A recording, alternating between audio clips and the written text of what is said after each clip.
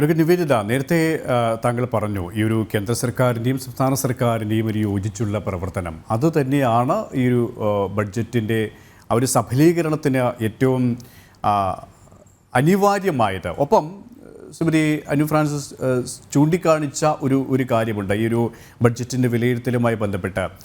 സാമ്പത്തികമായി അടിത്തട്ടിൽ നിൽക്കുന്ന ഗ്രാമീണ മേഖലയിലെ സ്ത്രീകളുടെ ഉന്നമനം കൃത്യമായ രീതിയിൽ ലക്ഷ്യമിടുന്നുണ്ട്. വിദ്യാഭ്യാസപരമായിട്ട് ഔന്നത്യം പ്രാപിക്കേണ്ട ഈ സാധാരണക്കാരായ സ്ത്രീകളെ പെൺകുട്ടികളടക്കം കൃത്യമായി അഡ്രസ്സ് ചെയ്യപ്പെടുന്നുണ്ട്. പക്ഷേ ഈ ഗ്രാമത്തിൽ നിന്നും നഗരവൽക്കരണത്തിലേക്ക് ഒരു അർബൻ മേഖലയിലേക്ക് വരികയാണെങ്കിൽ അത്രത്തോളം അഡ്രസ്സ് ചെയ്യപ്പെടുന്നില്ല എന്നുള്ള വിലയിരുത്തൽ കൂടിയുണ്ട്. അത്തരം വിലയിരുത്തലുകളെ എങ്ങനെ നോക്കിക്കാണുന്നു താങ്കൾ?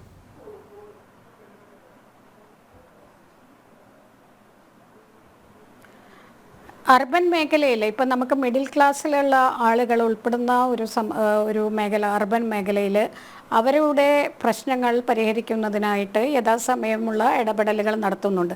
ഇപ്പോൾ ഇൻഫ്രാസ്ട്രക്ചർ ഫെസിലിറ്റി വർദ്ധിപ്പിക്കുന്നതിലൂടെ ആ മേഖല അർബൻ മേഖലയിലുള്ള ആളുകളുടെ ജോലിയുടെ അവസരങ്ങൾ വർദ്ധിക്കുന്നുണ്ട്. ഇപ്പോൾ നമുക്കറിയാം, ഇപ്പോൾ ഈ ഇടക്കാല ബഡ്ജറ്റിൽ പോലും പ്രഖ്യാപിച്ചിട്ടുള്ള കാര്യങ്ങളിൽ നമുക്ക് എത്രത്തോളം വികസന പദ്ധതികൾ, ഇപ്പോൾ ലോജിസ്റ്റിക്സ് എത്രത്തോളം വർദ്ധിക്കാനുള്ള സാഹചര്യം ഒതുക്കുന്നുണ്ട്. ഈ തരത്തിലുള്ള വികസനങ്ങൾ അത് ഗ്രാമത്തിൻ്റെയും എന്ന് മാത്രമല്ല അർബൻ മേഖലയുടെയും നമ്മുടെ നഗരങ്ങളുടെയും മുഖച്ഛായ മാറ്റും എന്ന് മാത്രമല്ല അവിടെ അടിസ്ഥാനപരമായിട്ടുള്ള ജോലി സാഹചര്യങ്ങൾ അല്ലെങ്കിൽ അവസരങ്ങൾ അത് വർദ്ധിപ്പിക്കുന്നതിന് കൂടി ഉതകുന്ന രീതിയിലായിട്ട് മാറുന്നുണ്ട്. അതുപോലെ തന്നെ ഇപ്പോൾ അർബൻ മേഖലയിലെ സാധാരണ മിഡിൽ ക്ലാസ്സിന് വേണ്ടിയിട്ടുള്ള പുതിയ നമ്മുടെ ആവാസ് യോജന പദ്ധതിയിലൂടെ അവരെയും ഈ ഒരു തരത്തിലുള്ള പാർപ്പിട പ്രശ്നം പരിഹരിക്കുന്നതിന് വേണ്ടി സഹായിക്കുന്ന ഒരു രീതിയാണ് നരേന്ദ്രമോദി സർക്കാർ സ്വീകരിച്ചു വരുന്നത്.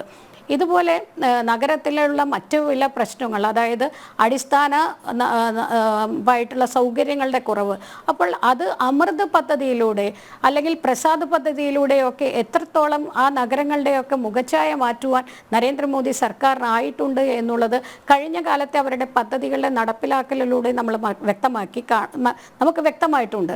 പക്ഷേ നേരത്തെ സൂചിപ്പിച്ച മാതിരി ഇത്തരത്തിലുള്ള പദ്ധതികൾ നടപ്പിലാക്കേണ്ട താഴെ തട്ടിലുള്ള അതല്ലെങ്കിൽ കേരള സംസ്ഥാന സർക്കാരുകൾ അതുപോലെ തന്നെ ലോക്കൽ ബോഡി അവർ ഇപ്പോൾ മുനിസിപ്പാലിറ്റി ആയാലും അതുപോലെ തന്നെ കോർപ്പറേഷനുകളായാലും അവരിത് സമയബന്ധിതമായിട്ട് ഈ ബഡ്ജറ്റിൽ അലോക്കേറ്റ് ചെയ്തിട്ടുള്ള എമൗണ്ടുകൾ കൃത്യമായിട്ട് ഉപയോഗപ്പെടുത്തുന്നു എന്നുകൂടി അവർ ഉറപ്പുവരുത്തേണ്ടതുണ്ട്.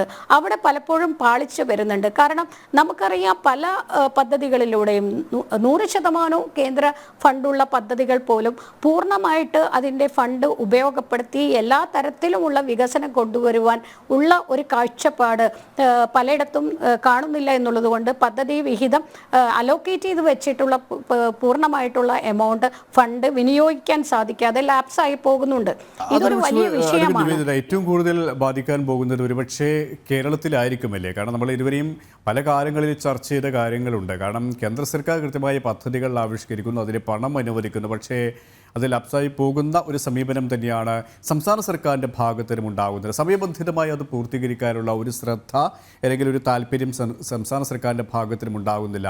ഒന്നുകിൽ അത്തരത്തിൽ ആ പദ്ധതികൾ പോലും നീട്ടിവെക്കപ്പെടുന്ന ഒരവസ്ഥ ഉണ്ടാകുന്നു, അല്ലെങ്കിൽ പല പദ്ധതികളും കേന്ദ്ര സർക്കാരിൻ്റെ പല പദ്ധതികളും സ്വന്തം പേരിലാക്കി ജനസമക്ഷം അവതരിപ്പിക്കുന്ന ഒരു രീതിയും ഉണ്ടാകുന്നു. ഇവിടെ ആദ്യത്തെ ഒരു സമയബന്ധിതമായി പദ്ധതികൾ ആവിഷ്കരിക്കുന്നില്ല, സമയബന്ധിതമായി എത്രയാണോ തുക അനുവദിച്ചത് അത് കൃത്യമായ രീതിയിൽ വിനിയോഗിക്കുന്നില്ല. പദ്ധതി കൊണ്ട് കേന്ദ്ര സർക്കാർ എന്തൊക്കെയാണോ ലക്ഷ്യം വെക്കുന്നത് അതിനെ ഒന്നൊന്ന് തുരങ്കം വെക്കുന്ന അല്ലെങ്കിൽ ഇല്ലാതാക്കുന്ന, പ്രതിരോധം സൃഷ്ടിക്കുന്ന ഒരു സമീപനം മറ്റ് പല സംസ്ഥാനങ്ങളിലും കാണുന്നില്ലെങ്കിലും കേരളത്തിൽ കാണപ്പെടുന്നുണ്ട്. അത് വ്യാപകമാണ്. അത്തരത്തിലുള്ള രാഷ്ട്രീയ വിമർശനങ്ങൾ പോലുമുണ്ട്.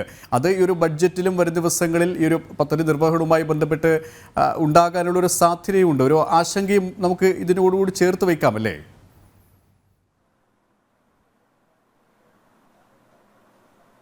തീർച്ചയായിട്ടും. ഇപ്പോൾ കേന്ദ്രത്തിന് പലിശയില്ലാതെയുള്ള വായ്പ തുടർന്നും നൽകുമെന്ന് പറഞ്ഞാലും നമ്മളെ സംബന്ധിച്ച് നമ്മൾ കാണുന്നത് എന്നും ഇവിടെ കേന്ദ്രം ശ്രദ്ധിക്കുന്നില്ല അല്ലെങ്കിൽ കേന്ദ്രമൊന്നും തരുന്നില്ല എന്നുള്ള ഒരു മുദ്രാവാക്യവുമായിട്ട് അല്ലെങ്കിൽ 24 മണിക്കൂറും അതേ ജപിച്ചുകൊണ്ട് മുന്നോട്ട് പോകുന്നവരാണ്. അപ്പോൾ ഇവിടെയുള്ള റിസോഴ്സുകൾ വെച്ചിട്ട് എന്തൊക്കെ ചെയ്യുന്നുണ്ട് എന്നുള്ള ചോദ്യത്തിന് ഇവർ ഉത്തരം പറയാൻ തയ്യാറാവേണ്ടതല്ലേ എന്നുള്ളത് നമ്മൾ ചോദിക്കേണ്ട ഒരു സാഹചര്യം കൂടിയാണത്.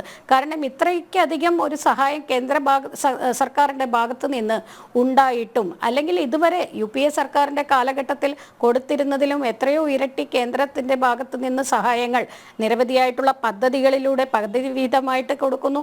അതുകൂടാതെ കേന്ദ്ര സർക്കാരിൻ്റെ ഭാഗത്ത് നിന്ന് മറ്റ് സഹായങ്ങൾ, പലിശരഹിത വായ്പ ഉൾപ്പെടെ ലഭ്യമാക്കി കൊടുക്കുന്നു.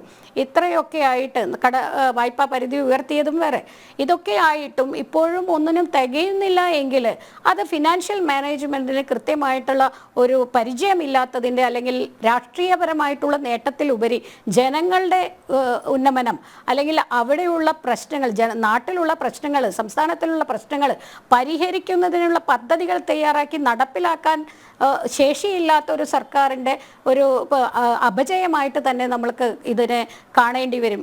കാരണം ഇത്രയധികം ഒരു സർക്കാരും ഒരു സംസ്ഥാന സർക്കാരുകൾക്ക് കൊടുത്തതായിട്ട് ചരിത്രമില്ല.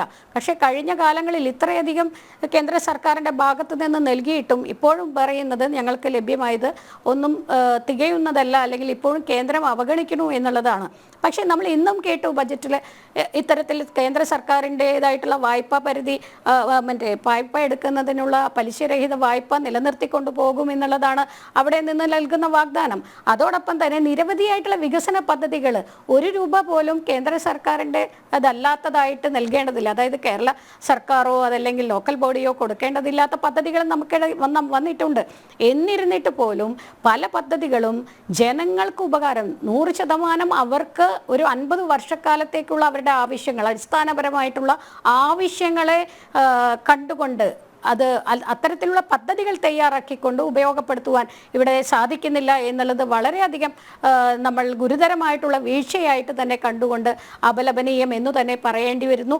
അതുമാത്രമല്ല, ഇനിയുള്ള സമയത്തെങ്കിലും, ഇനി ബാക്കിയുള്ളവരുടെ കാലത്തിലെങ്കിലും ഇത്തരത്തിൽ കേന്ദ്ര സർക്കാരിൻ്റെ ഭാഗത്തുനിന്ന് നൽകുന്ന തുകകൾ കൃത്യമായി വിനിയോഗിച്ചുകൊണ്ട് നഗരത്തിൻ്റേതായാലും ഗ്രാമത്തിൻ്റേതായാലും പ്രശ്നങ്ങൾ പരിഹരിച്ചുകൊണ്ട് പുതിയ ഭാരതത്തിൻ്റെ ഒരു പുതിയ കേരളം എങ്ങനെയായിരിക്കണമോ, അല്ലെങ്കിൽ എത്തരത്തിലാണ് സാമ്പത്തികമായിട്ടും അതുപോലെ തന്നെ സാംസ്കാരികപരമായിട്ടും നമ്മൾ മുന്നോട്ട് പോകേണ്ടത്, അത്തരത്തിൽ അവരെ ഉയർത്തിക്കൊണ്ടുവരാൻ, നമ്മുടെ കേരളത്തിലെ ജനതയെ ഉയർത്തിക്കൊണ്ടുവരുവാൻ കൃത്യമായിട്ടുള്ള പദ്ധതി തയ്യാറാക്കി കേരളത്തിൽ നിന്ന് കേരള സർക്കാർ ആ ഫണ്ടുകൾ വിനിയോഗിക്കണമെന്ന് അഭ്യർത്ഥിക്കുകയാണ്.